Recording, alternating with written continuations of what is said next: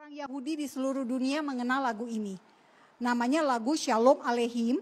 Anak dari Pak SPG, Syekh Panji Gumilang pernah datang untuk meminta izin supaya mereka bisa terlibat dalam acara Festival Film Toleransi yang saya adakan di tahun 2016. Apa yang ditampilkan? Yang ditampilkan nyanyi lagu Yahudi dengan irama keroncong. Mereka datang dengan membawa alat musik mereka sendiri. Mereka datang dengan sukarela.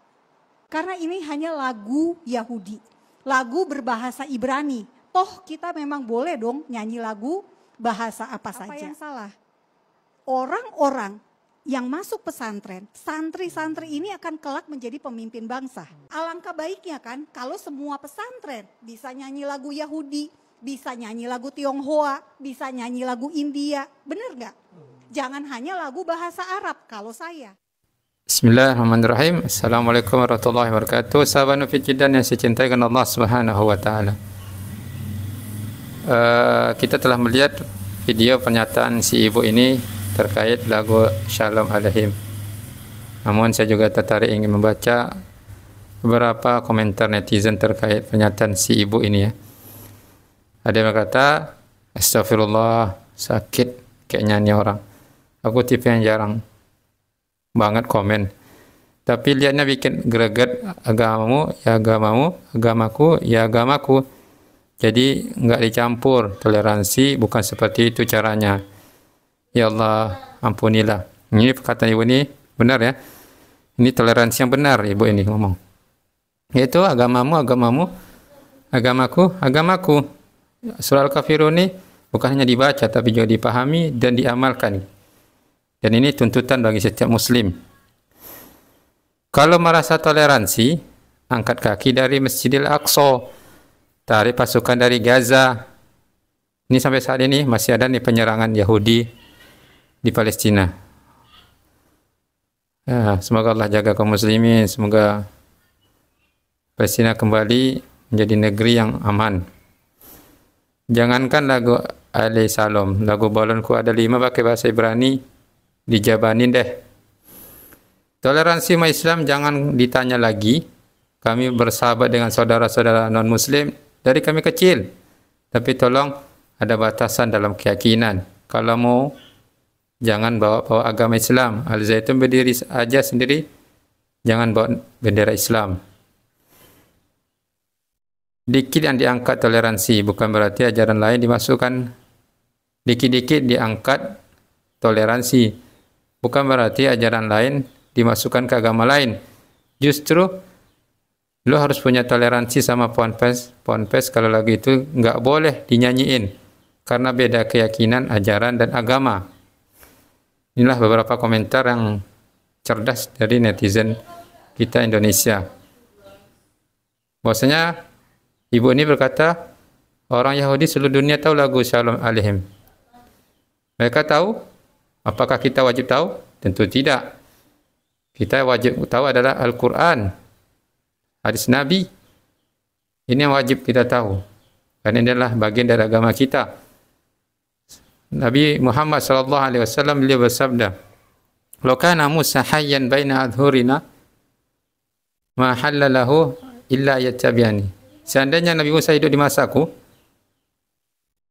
maka dia tidak layak melainkan harus mengikuti syariat yang telah Allah jadikan kepada umat ini.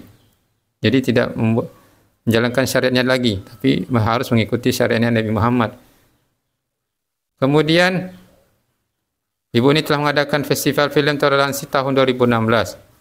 Anak Pak Panji Gumilang datang dengan sukarela. Karena ini hanya lagu Yahudi, toh kita boleh nyanyi lagu apa saja. Toh katanya. Apa salah? Ini salah. Karena lagu ini adalah lagu keyakinan orang Yahudi dan kita tidak boleh mencampur adukkan. Wala talbisul haqqo bil batil wa taqtumul haqqo wa antum ta'lamun. Jangan kamu campurkan adukkan yang benar dengan yang batil dan kamu sembunyikan kebenaran padahal kamu mengetahuinya. Kita umat Islam sudah tahu ini batil, maka kita jangan ikuti kebatilan mereka. Jadi kelak anak santri akan menjadi pemimpin dan alangkah baiknya bisa nyanyi lagu Yahudi, lagu Tionghoa, lagu India jangan hanya lagu bahasa Arab. Ini bukan tuntutan, tetapi ini adalah penggiringan agar umat Islam itu jauh dari Arab. Bukan nyanyi Arab, tapi bahasa Arab itu adalah bagian dari kita bisa memahami agama ini. Oleh karena itu, agama Islam bukanlah agamanya orang Arab, tapi agama yang Allah turunkan kepada seluruh manusia hingga akhir zaman. Jadi kita dituntut untuk menghafal Al-Quran, mengamalkan Al-Quran, beristiqomah di atas agama ini. Dan perkataan ibu ini semuanya adalah syubhat. Innal bayana sihra. Sesungguhnya perkataan itu jika dibuat dengan cara yang menarik, maka akan bisa tersihir orang, tertipu orang. Bahwasanya iman itu teman-teman ada 3 sinkronisasi, saling berkaitan. Perkataan, yang di hati, dan perbuatan. 3 ini harus sinkron. Tidak benar, sudah beriman berarti boleh mengatakan perkataan kufur. Wa iyadzubillah. Oleh karena itu, perlu kita ketahui Allah Subhanahu wa taala telah mengingatkan, auzubillahi minasyaitonir rajim, wa lan tardu ankal yahudu wa lan nasara hatta tattabi'a millatahum. Qul inna hudallahi huwal huda. Wa la in ittaba'ta ahwa'ahum ba'da alladhi ja'aka minal 'ilm innaka idzal laminadh dhalimin. Orang-orang Yahudi dan Nasrani itu tidak akan pernah ridho kepada kalian sampai kalian mengikuti agama mereka. Katakanlah, sesungguhnya petunjuk adalah petunjuk dari Allah. Jika kalian tetap ngeyel mengikuti hawa nafsu mereka, setelah datang ilmu kebenaran, maka tidak ada penolong, tidak ada penolong pelindung. Padahal penolong terbaik hanyalah dari Allah Azza wa Jalla. Dan Nabi Ibrahim, Nabi Ismail, Nabi Ishak, Yakub, semuanya itu adalah di atas agama yang lurus, tidak menyekutukan Allah. Ya, wa ma kana minal musyrikin. Mereka ini tidaklah termasuk orang-orang yang menyekutukan Allah. Maka kita jangan mengikuti mereka. Mereka mengatakan wa qalu kunu hudan aw nasara tahtadu. Maka mereka ngajak, "Yuk masuk jadi orang Nasrani dan orang Yahudi, maka kalian dapat petunjuk." Tidak. Inna dina indallahil Islam. Agama yang benar itu hanya Islam. Maka hendaklah kita mengikuti agama yang diajarkan oleh Nabi Muhammad SAW.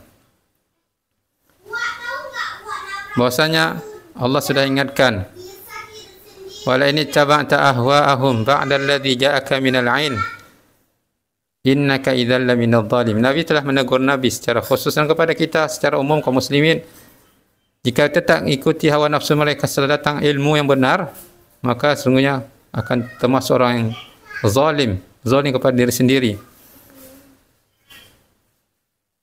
Orang-orang ahlu kitab, Yahudi Nasrani itu mengetahui akan kebenaran Islam, terutama dari kalangan pendeta, pastor mereka. Alladzina atainahumul kitaba ya'rifunahu kama ya'rifuna abna'ahum. Wa inna fariqam minhum la yaktumuna al-haqqa wa hum ya'lamun. Sesungguhnya orang-orang yang telah kami berikan kitab, mereka mengetahui tentang Nabi Muhammad, kebenaran yang dibawa oleh Nabi Muhammad, seperti mereka mengetahui anak mereka sendiri. Akan tapi sebagian mereka menyembunyikan kebenaran padahal mereka mengetahuinya. Wa yadzubillah. Al-haqqu min rabbika fala takunanna minal mumtarin. Kebenaran itu datang dari Allah Azza wa Jalla. Maka hendaklah orang-orang selain Islam dan umat Islam secara khusus agar jangan ragu akan kebenaran Islam. Bahwasanya Allah sudah ingatkan, innal ladzina yaktumuna ma anzalna minal bayyinati wal huda min ba'di ma bayyanahu lin-nasi fil kitab ulaika yal'anuhumullah wa yal'anuhumul la'inun. Sesungguhnya orang-orang yang telah menyembunyikan apa yang kami turunkan dari penjelasan, petunjuk setelah kami jelaskan kepada manusia dari kitab itu, Al-Quran, mereka akan mendapatkan laknat Allah dan seluruh makhluk melaknat mereka. Tapi Allah sudah ingatkan, selagi masih hidup masih ada kesempatan untuk taubat. Illal ladzina tabu wa aslahu wa bayyanu fa ulaika atubu alaihim wa ana at-tawwabur rahim. Orang-orang yang mengajak kepada kesesatan, penyimpangan, Allah masih berikan kesempatan mereka. Karena mereka akan merugi di akhirat.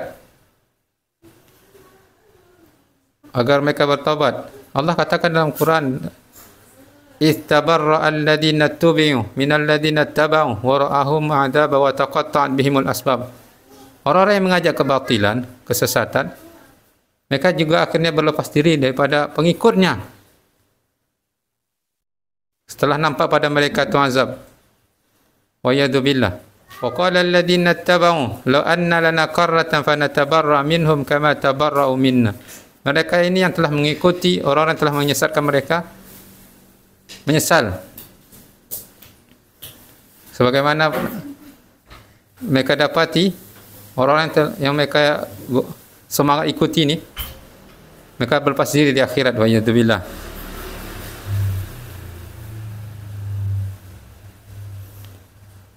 Oleh karena itu, jangan sampai meninggal dalam keadaan kekufuran.